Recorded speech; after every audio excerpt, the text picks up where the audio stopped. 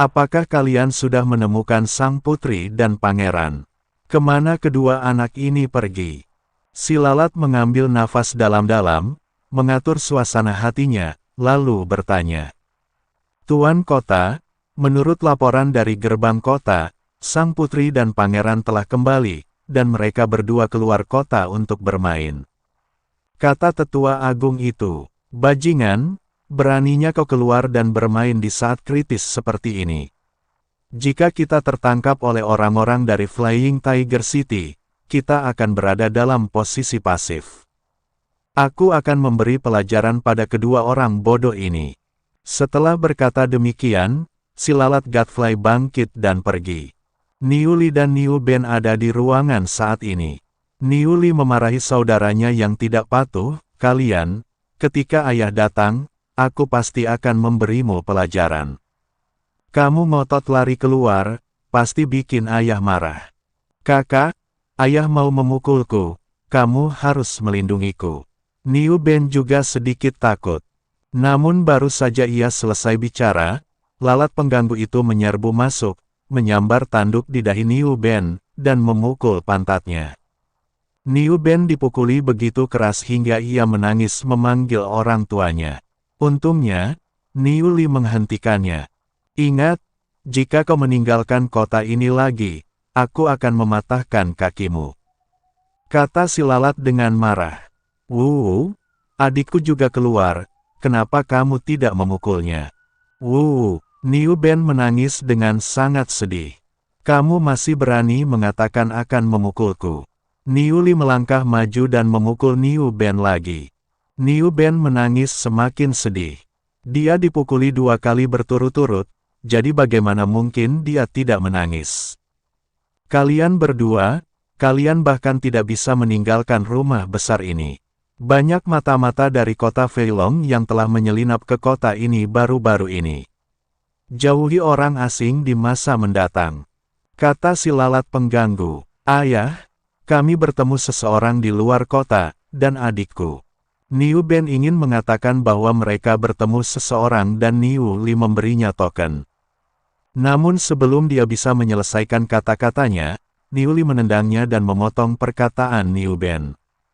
Niu Li, apa yang baru saja dikatakan saudaramu? Tanya si lalat. Kami bertemu beberapa biksu dari sekte pemandu jalan di luar kota, dan saya menghajar mereka. Niu Li berkata tergesa-gesa, tidak apa-apa bagimu untuk melawan para biksu yang baru saja dibawa ke sini, tetapi jangan memprovokasi yang lain. Kamu masih perlu melatih keterampilanmu. Setelah si lalat berkata demikian, ia berbalik dan pergi. Melihat ayahnya pergi, Niu Li meraih Niu Ben dan mulai memukuli dan menendangnya lagi. Orang ini hampir memberitahu dia dan membuat dirinya dalam masalah. Tentu saja Niu Li tidak akan melepaskannya begitu saja. Setelah mengalahkan Niu Ben, Niu Li berpikir bahwa dia mungkin tidak akan bisa meninggalkan mansion Tuan Kota untuk sementara waktu, jadi dia ingin menghubungi Chen Ping untuk melihat di mana Chen Ping dan yang lainnya berada, agar tidak disalahpahami oleh Chen Ping dan berpikir bahwa dia belum memenuhi tugasnya sebagai tuan rumah yang baik. Tetapi Niu Li mencoba segala cara namun tidak dapat menghubungi Chen Ping sama sekali, dan tidak dapat mengetahui lokasi Chen Ping. Bagaimana ini bisa terjadi? Ini seharusnya tidak terjadi. Wajah Niu Li penuh dengan kebingungan. Dia tidak tahu kalau Chen Ping sudah menggadaikan token itu sejak lama, dan token itu disegel, jadi Niu Li tidak bisa menemukannya. Di dalam penginapan, Hu masih berjuang. Saya harus mengatakan, orang ini sangat kuat. Saya juga harus mengatakan bahwa kedua wanita itu sama kuatnya. Saya rasa tidak ada seorang pun yang mau menyerah, jadi pertarungan terus berlanjut. Chen Ping keluar dari menara penekan setan dan menyaksikan langit berangsur-angsur menjadi gelap. Baru pada saat itulah dia menyadari bahwa di dalam menara penekan setan, rasanya waktu sudah lama berlalu, tapi di luar, hanya beberapa jam saja berlalu. Jika masih ada sumber daya tersisa, Chen Ping tidak akan keluar. Menara penekan setan itu hebat, tapi di mana kita bisa mendapatkan sumber dayanya? Apa yang paling dikhawatirkan Chen Ping sekarang adalah sumber daya untuk berkultivasi. Mendengarkan suara-suara yang datang dari kamar sebelah, Chen Ping merasa sedikit kepanasan, jadi dia keluar kamar dan berencana untuk berjalan-jalan. Begitu aku keluar, aku melihat Xiao Rui berdiri di luar pintu, tampak sedikit cemas. "Rekan kultivator, ada apa?" Chen Ping bertanya. "Oh, tidak apa-apa. Aku hanya khawatir kedua adik perempuanku tidak akan mampu menahan serangan Tuan Hu." Xiao Rui berkata, "Jangan khawatir, yang ada hanya sapi yang mati karena kelelahan, tapi tidak ada ladang yang membusuk.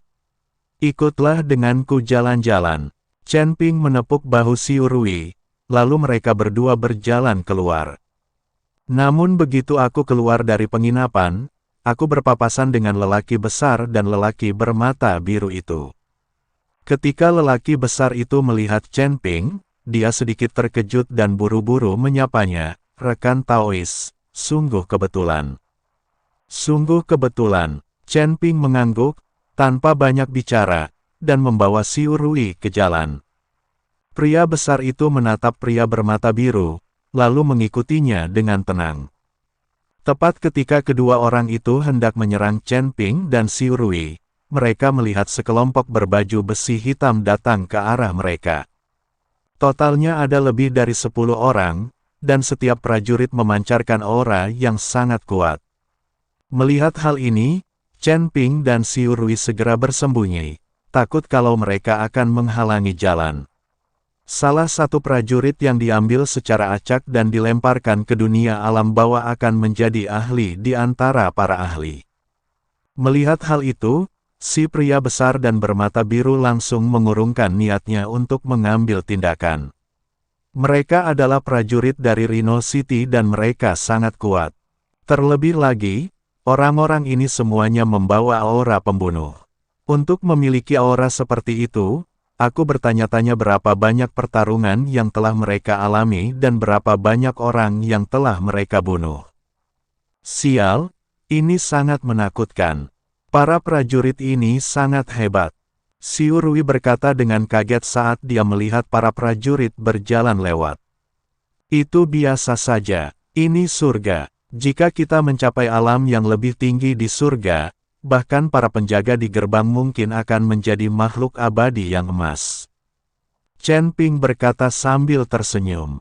"Benar juga, aku juga tokoh legendaris di dunia Wuxu, tapi di sini, aku hanya seorang penjaga gerbang." Xiao Rui berkata sambil tersenyum canggung. "Jangan berkecil hati, selama kita melakukannya secara perlahan, keadaan pasti akan membaik." Chen Ping menepuk bahu Xiao Rui. Chen Ping juga sama, dia sekarang seperti seorang kaisar di alam surga, yang dapat berbuat apa saja sesuai keinginannya. Tetapi ketika mereka sampai di sini, mereka masih sangat berhati-hati dan akan bersembunyi ketika melihat sekelompok tentara. Saat malam tiba, api besar berkobar di sekitar Rhino City, menerangi seluruh kota seterang siang hari. Jalanan ramai dengan orang, dan terasa seperti kehidupan pasar. Di sebuah lapangan besar, ada panggung setinggi 100 meter, yang di atasnya dua pria sedang bertarung. Ada kerumunan orang di sekitar, bersorak terus-menerus, dan tim tentara menjaga ketertiban. Chen Ping dapat mengetahui sekilas bahwa panggung ini pasti dibuat secara resmi dan tidak mungkin merupakan arena yang dibangun secara pribadi. Chen Ping mengikuti Xiao Rui dan menyelinap melewatinya, tetapi tidak menyadari pria besar dan pria bermata biru yang mengikuti mereka. "Kakak, ini buat apa?"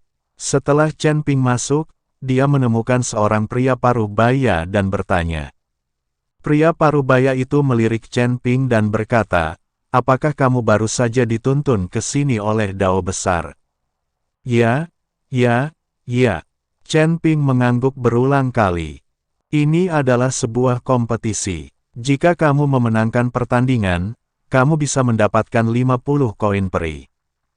Hanya ada 10 pertandingan sehari. Jika seseorang dapat mengikuti 10 pertandingan tanpa kalah, dia bisa mendapatkan hadiah 1000 koin peri. Dan ada juga kesempatan untuk memasuki rumah penguasa kota dan bergabung dengan tim tempur penguasa kota. Pria parubaya itu menjelaskan apa yang mereka pertengkarkan, pukulan dan tendangan, persis seperti perkelahian anak-anak.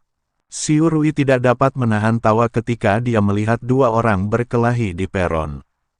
Apa yang kau tahu? Ini adalah kompetisi yang paling jantan. Hanya kekuatan tubuh yang diperbolehkan. Seni bela diri dan aura tidak diperbolehkan. Kami, klan Bisman, menghormati kekuatan.